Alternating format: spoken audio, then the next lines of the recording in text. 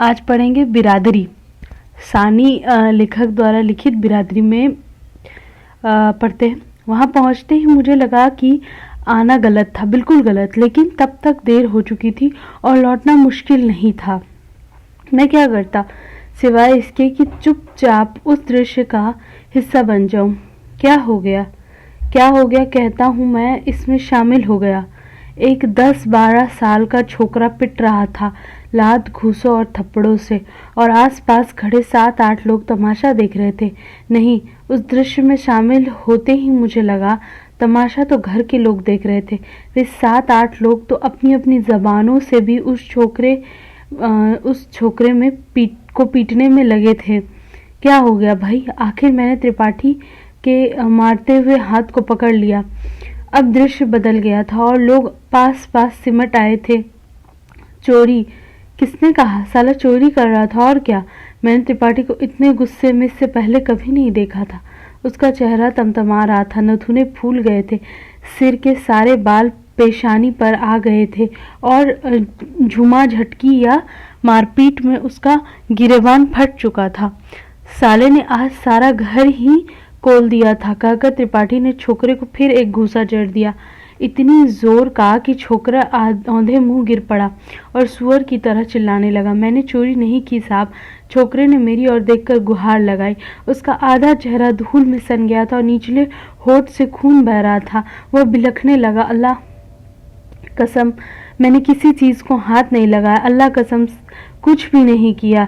हरामजादे। त्रिपाठी ने छोकरे की बाह पकड़कर उठाया और दोबारा एक झापड़ रसीद करने वाला था कि मैंने उसका हाथ पकड़ लिया। नरमी से बोला, रुको त्रिपाठी, मारो मत, आखिर समझने तो दो कि हुआ क्या। अरे साहब, हुआ क्या? घेरे में से किसी ने कहा, देख तो रहे ही है कि चोरी करता हुआ पकड़ा गया। वो तो किस्मत अच्छी थी, वरना।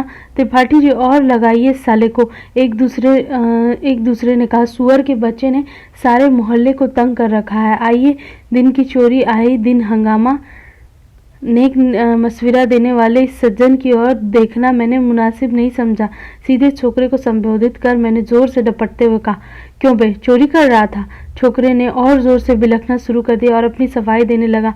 वैसे भी मेरे वहां पहुंचते ही उसने सीधे मुझे मुखातिब करना शुरू कर दिया था, शायद यह समझकर कि सारी भीड़ एक है और वहां हमदर्दी मुझसे ही मिल सकती है। एक ही रट लगाए हुए था। साहब, मैंने कोई चोरी नहीं की, मैंने कुछ भी नहीं लिया। इस हरामी से पूछो, त्रिपाठी ने मुझसे कहा। अगर यह चोर नहीं है तो सूने घर में घुसा यह क्या कर रहा था? पीछे की दीवार फांद कर यह क्यों गया था? गुसल खाने के पास था। छोकरे ने कहा, मैं नहाने गया था। नहाने के लिए सूने घर की दीवार फांदी जाती है, और वो भी दूसरे के घर की। कई लोग हंसने लगे। देखा कितना चालबाज है, किसी ने कहा। यह अंगूठी आज चली गई थी, त्रिपाठी मुझे बताने लगा। वो तो 5 मिनट की भी देर हो गई होती तो साले ने अंगूठी ही मार ही दी थी, सारा घर भी खोल दिया था। किस्सा सिर्फ इतना था कि त्रिपाठी के एक मित्र, पड़ोसी और सहकर्मी अपने परिवार के साथ छुट्टियां बिताने कश्मीर गए हुए थे। चूंकि टीटी नगर में दिन दहाड़े चोरियां आम बात थी, जिहाजा एहतियातन उन्होंने घर की चाबियां त्रिपाठी को सौंप दी थी, इस आग्रह के साथ कि वे घर की देखरेख करते रहें और हो सके तो रात को वहीं सो जाएं। शर्मा हुजूरी में त्रिपाठी ने वह जिम्मा ओढ़ लिया था और पिछली रात वह अपने बीवी बच्चों को छोड़कर पहली बार वहां सोया था। सुबह घर लौटने के बाद सेव करते उस वक्त सहसा ध्यान गया कि अपने सोने की अंगूठी तो वह वहीं भूल आया है। गर्मियों का जमाना, वह सहन में चारपाई डालकर सोया था और आदतन उसने अंगूठी उतारकर बगल के स्टूल पर रख दी थी। सोचा लौटकर अंगूठी उठा लाऊं वरना रह जाएगी, लेकिन वहां पहुंचकर जो देखा तो होश उड़ गए। अंगूठी स्टूल से गायब थी, वह नीचे पड़ी हुई थी और एक छोकरा त्रिपाठी को देखकर गुसलखाने के पीछे दुबक रहा था। क्यों? अब मैंने भी छोकरे को पकड़ लिया। डपटती आवाज में कहा, बुलाओ पुलिस को, दूं दो एक हाथ में भी। हरामखोर कहीं का, याद रखना, आइंदा ऐसी हरकत की तो हड्डी पसली बराबर हो जाएगी। भाग यहाँ से, चल फुट। अपने को छुड़ाकर जब वह छोकरा बकटूट भाग निकला तो सहसा मुझे लगा कि मैं सबकी जलती हुई आंखों का केंद्र बना हुआ हूँ। उनमें से एक ने आगे बढ़कर उसे पकड़ने की भी कोशिश की, लेकिन वह मछली की तरह हाथों से फिसल गया था। 1 मिनट के अंदर यह जा वह जा। भाई, ये तो बड़ी ज्यादती है, किसी ने तिलमिलाए हुए स्वर में कहा। मोहल्ले में चोरियां होती रहे और हम ही लोग सह दिए जाएं। यह सरकारी कर्मचारियों का नेता बर्मन था। बनियान और पट्टीदार पजामे में। आवेश में वह कह रहा था, मैं अच्छी तरह से जानता हूँ कि पिछले दिनों मेरी छत से सारी लकड़ियां इसी लौंडे ने पार की हैं। सोचते हैं जाने दो, बच्चा है, गरीब है। अरे बच्चा बच्चा नहीं, उस्ताद है। मुहकमे मछलियात के भट्ट ने प्रतिवाद किया। भट्ट ने एक रद्दा कस्सा जो आपके भी कान काट दे। वह बच्चा कैसे हुआ? कुछ लोग हंसने लगे। अम्मा, हंसी की बात नहीं, भट्ट ने संभालते हुए कहा। छोकरी की उम्र देखो और उसकी हरकतें देखो। मैंने खुद अपने गार्डन का बल्ब चुराते हुए 2 बार देखा है। मैं बताता हूँ, एकाएक आगे बढ़कर चौधरी बोला। गया इतवार को हाम पिक्चर गया था फैमिली का साथ मेटनी शो। तारपोरे लौटकर देखा तो पीछू का आंगन से वाइफ का साड़ी गायब। वहाँ एक लोटा पड़ा था, साला वो भी ले गया।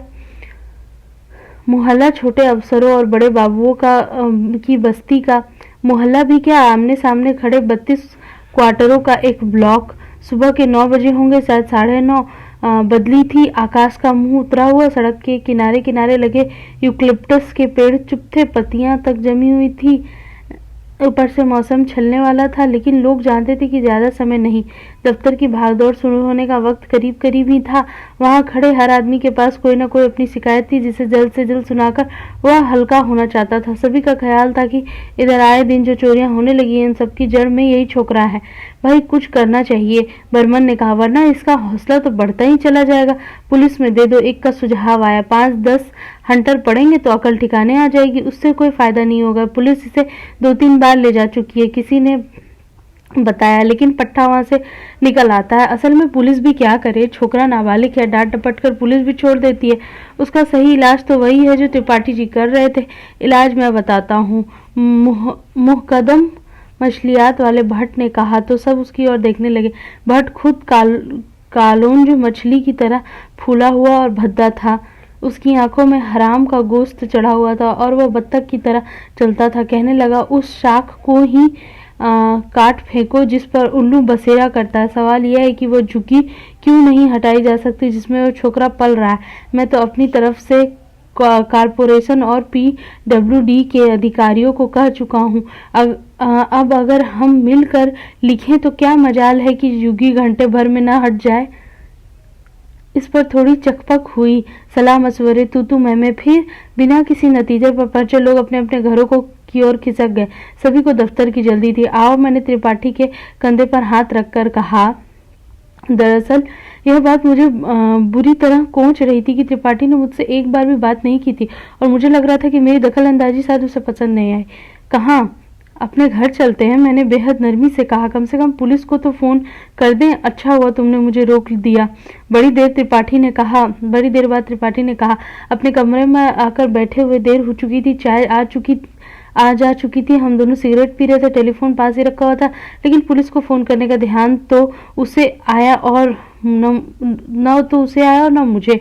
तुम्हें इतने गुस्से में मैंने पहले कभी नहीं देखा। मैं बोला, हाँ, मेरा खून खौल रहा था। मैं शायद उसे और मारता अगर तुमने बीच में आकर उसे बचा न लिया होता। मैं जानता हूँ, मैंने कहा। दरअसल वह जिस तरह पिट रहा था उससे मुझे लगा कि कहीं साला मरा गया तो एक मुसीबत। तुम मोहल्ले में नए आए हो, इन लोगों को नहीं जानते। तुम क्या समझते हो कि जितने लोग वहाँ तमाशाबीन बने तुम्हें उकसा रहे थे वे तुम्हारे साथ होते अगर खुदा न ख्वास्ता? मुझे मालूम है, त्रिपाठी ने अधैर्य के साथ कहा, लेकिन बात वह नहीं है यार। सोचो तो अगर इसका यही हाल रहा तो आगे चलकर ये कितना बड़ा पेशेवर होगा। कहता है नहाने गया था। भाई नहाना है तो अपने घर पर नहा, सुने घर में छलांग लगाने की क्या जरूरत है? पुलिस को फोन करे कहते हैं, उसने कहा। हालांकि यह सच है, पुलिस कुछ नहीं करेगी, ज्यादा से ज्यादा 2-4 झापड़ मारकर छोड़ देगी। यह अच्छा तमाशा है। कानून की गिरफ्त में वह आता नहीं क्योंकि नाबालिग है। आप कुछ कर नहीं सकते क्योंकि बच्चा है, गरीब है। यह झुग्गी कहाँ है?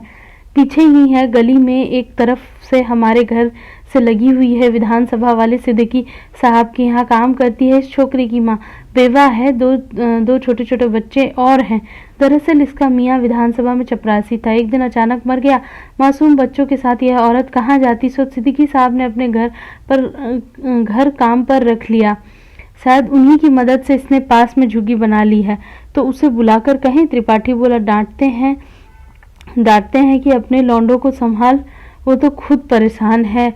मसल है ना रांड की का बेटा सांड।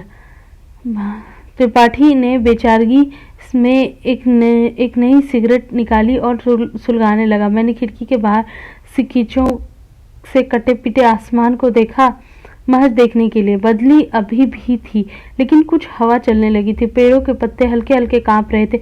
इस बीच त्रिपाठी की छोटी बच्ची घर से संदेश लेकर आई। मम्मी पूछ रही है क्या आज दफ्तर नहीं जाना है? आते हैं बेटा, तुम चलो, त्रिपाठी ने हंसकर कहा।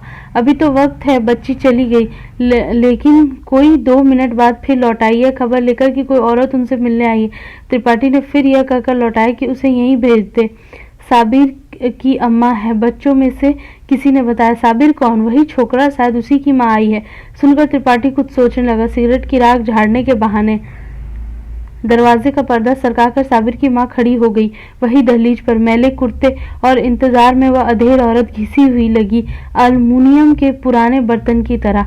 उसका सांवला रंग जला हुआ और ठंडा था, चूल्हे की बुझी हुई और राख ठंडी लकड़ी की तरह, और आंखें वे बारिश के छोटे छोटे और गंदेले डबरों की तरह थी। बाढ़ उतर जाने के बाद मेरा ख्याल था कि वह त्रिपाठी को कोसने काटने आई है, शोर मचाएगी, लेकिन वह ऐसे खड़ी थी जैसे कटघरे में हो। क्यों? त्रिपाठी ने गला साफ कर संयत स्वर में उससे कहा। देख ली अपने लौंडे की करतूत? अपनी गर्दन झुकाकर वह दूसरी तरफ देखने लगी। मालूम है तुम्हारे छोकरे ने क्या किया है? अब मैंने पूछा। वह कहता है मैं नहाने गया था। कौन नहाने गया था? त्रिपाठी चिल्लाया। तुम्हारा साबिर। हमें झूठा बनाती हो? मैंने अपनी आंखों से देखा। उसने सूने घर में वो अंगूठी को ताकता बैठा था। अपने हाथों से मैंने छोड़ दिया, वरना हड्डी पसली एक कर देता। बुलाओ पुलिस को। दे दूं तुम्हारे इस लाडले को? दे दो साहब, उसने नरमी से जवाब दिया। हम तो खुद तंग आ चुके हैं। मैं उसे कितना समझाती और मारती पीटती हूँ, क्या बताऊँ। कई बार तो मैंने उसका गला मसक दिया है, वह मरता भी नहीं। मुझे तो इस माटी मिले पेट के दोचक से ही फुर्सत नहीं मिलती हो गई। अपनी तो जिंदगी ही बर्बाद हो गई। कहते कहते उसका गला रूंध गया और वो रोने लगी। वह क्या करता? एकाएक खिंच गए सन्नाटे को मोड़ते हुए मैंने पूछा। एक दुकान में लगा रखा है, साड़ियों पर कढ़ाई का काम करता है, सुबह 9 बजे से 7 बजे तक। यह भी अच्छा है कि उस वक्त नहीं मिलता, वरना खुदा जाने वह कितनी आग मूतता। कितना मिलता है? 2 रुपए रोज। यार सुनो, मैं एकाएक उत्साह से भरकर त्रिपाठी से कहा। अब मुझे याद आया कि ये लौंडा तो बहुत हुनरमंद है। एक दफा हमारे यहाँ साड़ियाँ लेकर आया था, मैं तो उसकी कढ़ाई देखकर हैरान रह गया। ऐसी सफाई, खूबसूरती और नफासत की यकीन नहीं होता। हाँ साहब, उस औरत ने सांस भरकर कहा। अल्लाह ने उसके हाथ में हुनर तो दिया, लेकिन कोई वसीला नहीं दिया। वसीला मसीला सब निकल जाता है, त्रिपाठी बोला। पहले वह अपनी आदत तो सुधारे, मैं उसे अच्छी तरह काम दिला दूंगा। 2 के बदले 10 मिलने लगेंगे, कौन सी बड़ी बात है। स्विमिंग पूल से लौटकर हम दोनों बाहर लॉन पर बैठे हुए थे। उस घटना के 7-8 दिन बाद गर्मियों की शाम थी, रोज की तरह बदली नहीं थी। ऊपर धुआं खाए बादलों की जगह चमकीला आसमान था। नर्म हवाओं के बीच यूकलिप्टस की पत्तियां, मेहंदी की बाड़ और लान की घास पर पारदर्शी आकाश उतरा हुआ था। शाम अच्छी है, त्रिपाठी ने कहा। बहुत। कुछ देर बाद और ठंडी हवाएं चलेंगी। हाँ, लाल घाटी से। मैंने कहा, ये हवाएं वहीं से आती हैं। हम दोनों कोल्ड कॉफी खत्म कर रहे थे। स्विमिंग के बाद आई थकावट भरी ताजगी थी जो हमें रोज ऊपर हवाओं में फेंक देती, सेमल के गाले की तरह तैरने के लिए। क्या प्रोग्राम है? कुछ देर बाद मैंने पूछा। आज सैटरडे इवनिंग है ना? त्रिपाठी ने कहा। भट्ट के यहाँ चलना है। शनिवार की शाम हम लोग वीकेंड मनाते थे। त्रिपाठी के आने के बाद 3-4 दोस्तों का एक ग्रुप बन गया था। मछलियात वाला भट्ट इस ग्रुप में यकीनन नहीं था, लेकिन पिछले दिनों अपनी कंपनी ने उसे आज के लिए पास लिया था। वैसे वह कंजूस और दिखाऊ था। मोहल्ले वाले उसे मिनी IAS अफसर कहते थे, क्योंकि वह रोज शाम को गाउन पहनता था और अपने कुत्तों को लेकर देर तक सड़कों पर टहलाता था। उसके बारे में यह बात खास तौर पर मशहूर थी कि वह अपने फ्रिज में शराब की कई बोतलें रखता है, लेकिन शराब की मिकदार ना तो बढ़ती है ना घटती, हमेशा तलहटी में चिपकी हुई। गुरु, मैंने त्रिपाठी से कहा, सच पूछो तो मेरा भट्ट के यहाँ जाने का कोई इरादा नहीं है। साले की आंख में सुअर का बाल है।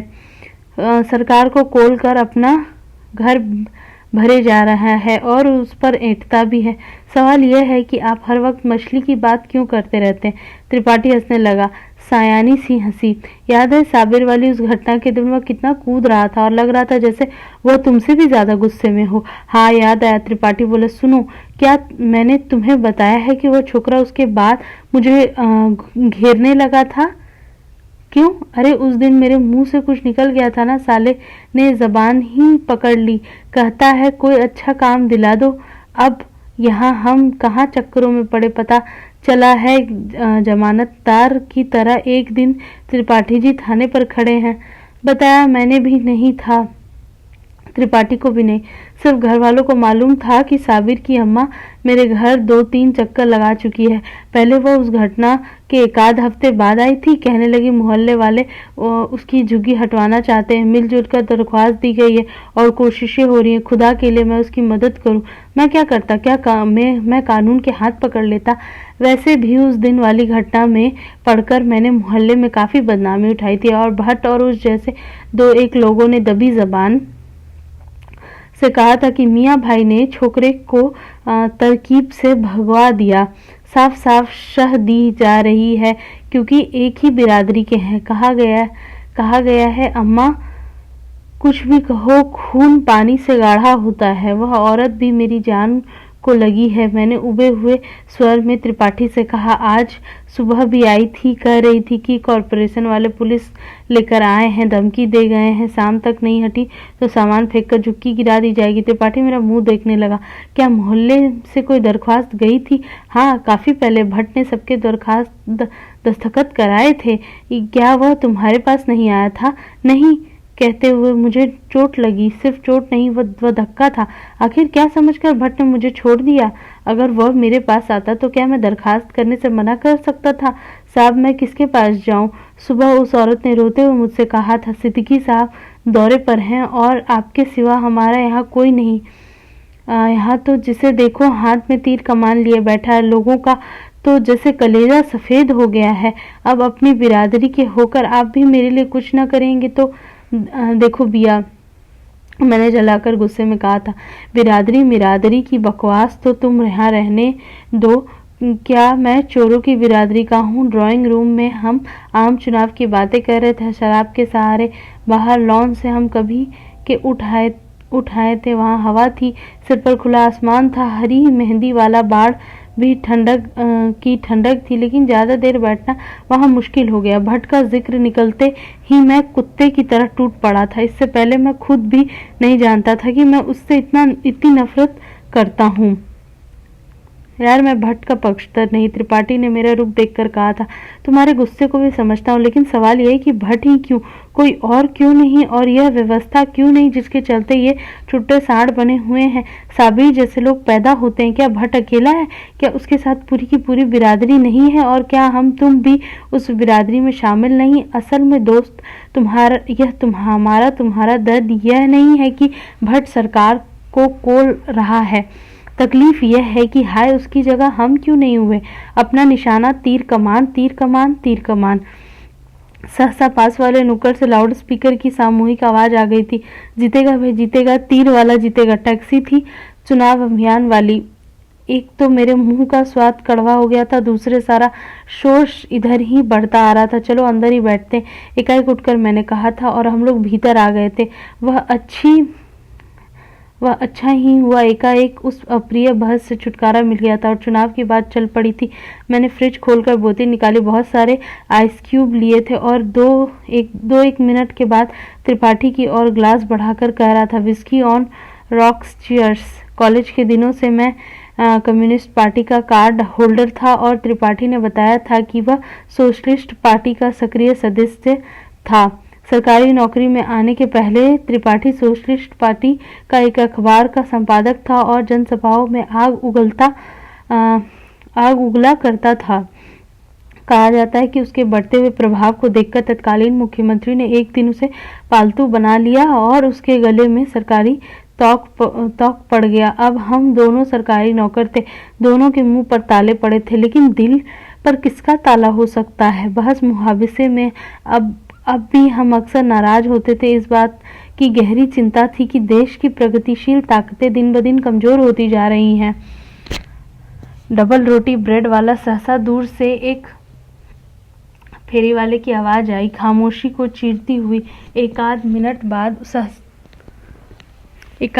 बाद उसकी साइकिल हमारी सड़क से गुजर रही थी। डबल रोटी वाला था, यानी 9 बज गए। मैंने उठकर खिड़की के पल्ले ठीक किए और उसके दो कोनों पर खड़के लगाए। वह बार बार बंद हो रही थी। न्यू मार्केट में चल रही आम सभा की आवाज अब साफ साफ आने लगी थी। बाहर हवा तेज थी, बहुत तेज और ठंडी, यानी लाल घाटियों वाली। मेहंदी की बाल आपस में झकोले खा रही थी जैसे उसकी सींग हो। काले आसमान की पीठ पर टिका यूकलिप्टस का पेड़ एकदम सफेद लग रहा था, चंबल डूबता और धीरे धीरे शोर करता हुआ। मैंने लौट कर रिकॉर्ड प्लेयर खोल दिया, गजलें सुनने और खामोशी को भरने के लिए।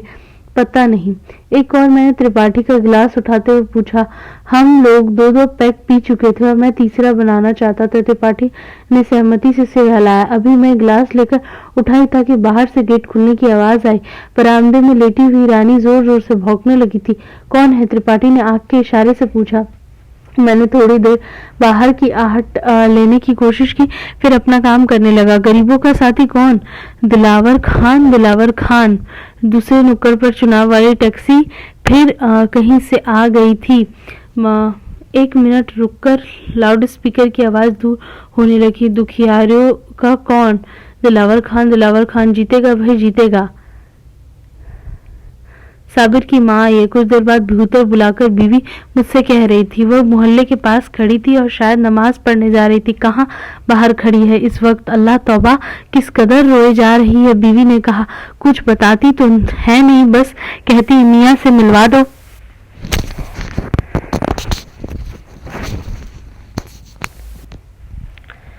बस कहती है मियाँ से मिलवा दो। लगा नशे के बावजूद मेरा चेहरा फक पड़ गया। उस एक क्षण में झुग्गी साबिर की माँ, साबिर उसके चेहरे आंखों में घूम गए। गुस्सा अपने ऊपर आया। मैं ही घपले करता रहता हूँ, क्यों नहीं साफ साफ कह दिया। मैंने सुबह कह दिया। देखेंगे, क्या देखेंगे? मैं जानता हूँ क्यों आई है। मैंने झल्लाकर का अच्छी मुसीबत गले पड़ी है। तुम भी बताओ, मैं इसमें क्या कर सकता हूँ? एक तो सरकारी और कानूनी मामला है, दूसरे मैं उससे क्या कह दूँ? भाई कुछ भी कह दो, टालो उसे यहाँ से। लौटकर मैंने तीसरा पैक बनाया। दोनों गिलासों में बहुत से आइस क्यूब भर दिए, इतने कि उसमें पानी की जगह नहीं रही। क्या बात है? त्रिपाठी ने मुझसे पूछा। अम्मा यार, कहकर मैं रुक गया। आगे न तो बोलना था और न मुझसे बोला गया। गिलास में घूंट लेते हुए मेरे कान बाहर लगे हुए थे। वहां मेरी ही बीवी कह रही थी, साबिर की अम्मा तुम सुबह मिल लेना, अभी तो वे सो रहे हैं।